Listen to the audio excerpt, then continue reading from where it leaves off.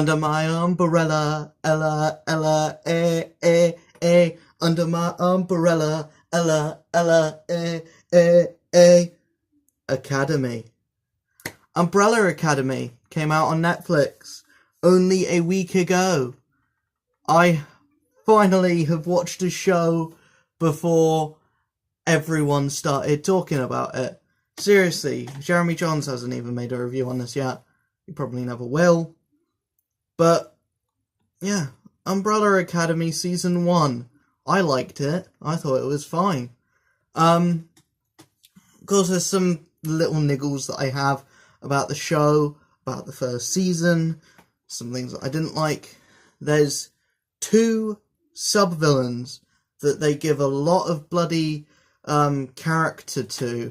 You really like them. You really root for, or you end up rooting for one of them. The other one's a bit of a dick throughout the whole season. But throughout the whole season, these two kind of side villains get more character development than the actual big bad of the whole show, of the whole season. The actual big bad is quite generic villain filler kind of thing. He's just used as kind of a means to an end to get a big fight at the end of the show. That being said, the big spectacle fight at the end of the show is really fucking... It's pretty brutal, and it's pretty fucking well done as well. Like, the CG for a Netflix show, this is probably, like... The CG in the first half is a bit off. The CG in the second half of the show, there's a reason why they don't show off number one Luthor's big hairy body, because it doesn't look that great. But the CG for the big final SmackDown drag-out fight, that's like Stranger Things levels of good CG. Like, it looks beautiful. It looks beautiful. It's brutal as hell, but it looks beautiful. But yeah, the main villain does kind of serve as just a way to move things along. But the main villain, because I don't count. Right, so there's three types of villain throughout this season. You have this kind of time travel place that's trying to capture number 5. I will explain why characters are numbered, why the main characters are numbered later. But the time traveling group of people that are after number 5. There's this guy who's trying to manipulate number 7, and then there's number 7 herself, who realizes her powers throughout as the season progresses, and is kind of manipulated to fight against the rest of her family. Now to set the scene as to what the actual season's about.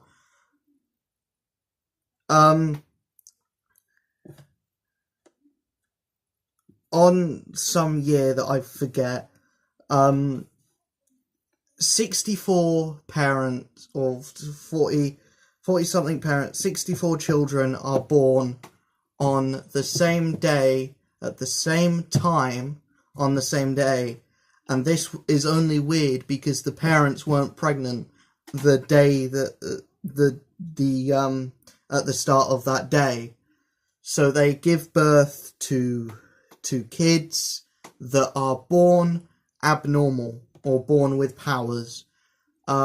This guy who's basically our Professor Xavier, Reginald Hargreaves, he buys 7 of these 64 children, and he goes around with these 7 children, and he turns them into a superhero team. He turns 6 of them into a superhero team, and the 7th, number 7, throughout most of her life is being told that she's just a normal human being, just an ordinary human. Meanwhile, the rest of them, we've got number 1, Luthor, who is super strong and later on in his life suffers an accident where he has to be injected with monkey DNA, so he becomes more ape-like and more like big and bulky. Got number 2, Diego, who can throw any kind of bladed weapon, mostly knives, and he can control where they go or where they land. We then have number 3, Klaus, who can talk to and control the dead, which is bloody fucking pretty cool. And that's where the like most of the cool stuff in the final episode comes from. It's the stuff that he does with his abilities. We then have number 4, Allison, who can make anyone do as she says, but she has to say, "I heard a rumour," beforehand. Number 5, who can teleport and time travel. He gets stuck in the future. Number 6, who has this, like, octopus thing that comes out of his chest, but he's dead throughout most of the season. And I think you can see what happens at the end of the season, where Klaus kind of brings him back and makes him do the octopus thing and just starts fucking wrecking shit at the end of the season. So that's pretty cool. And then you got number 7, who believes that she has powers, or she doesn't have powers until nearer the end of the season. And at the end of the season, she finally finds out what her powers are, and she's fucking powerful. She's like essentially the Dark Phoenix, if you're aware of your X-Men lore. There's a lot of callbacks to X-Men in this. It's very much like X-Men. You've got the actual Umbrella Academy, who are much like the X-Men. They are essentially mutants. They're born with their powers. You've got your leader, who's a lot like Beast. He's very smart. He's very tactful. He's basically a good leader, and he's a lot like Beast, but with the kind of mentality of Cyclops. You've got your Dark Phoenix, and you've got your Wolverines as well, and Diego. The others are kind of a bit weird and a bit like out of the norm, but there's a lot of the things that you can associate with different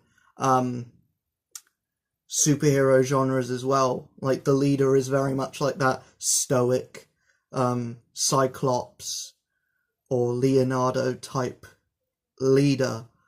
He's very much your Boy Scout, whereas you've got your kind of darker, more edgier kind of Batman-esque characters in number 2, Diego.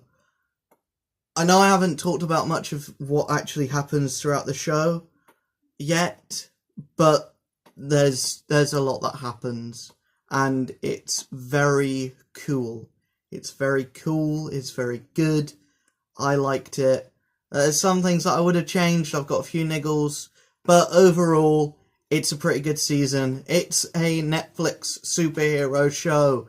It's gonna be good, but this is probably at the higher end of them, but still, it's got problems. And if you can move past those problems, you're gonna have a great time with this. I will see you guys in the next video. If you enjoyed this, give it a like, hit subscribe, hit that notification bell, and join my Patreon to get access to a all new, all different Discord, exclusive Discord if you become a Patreon. See you guys in the next video. Peace.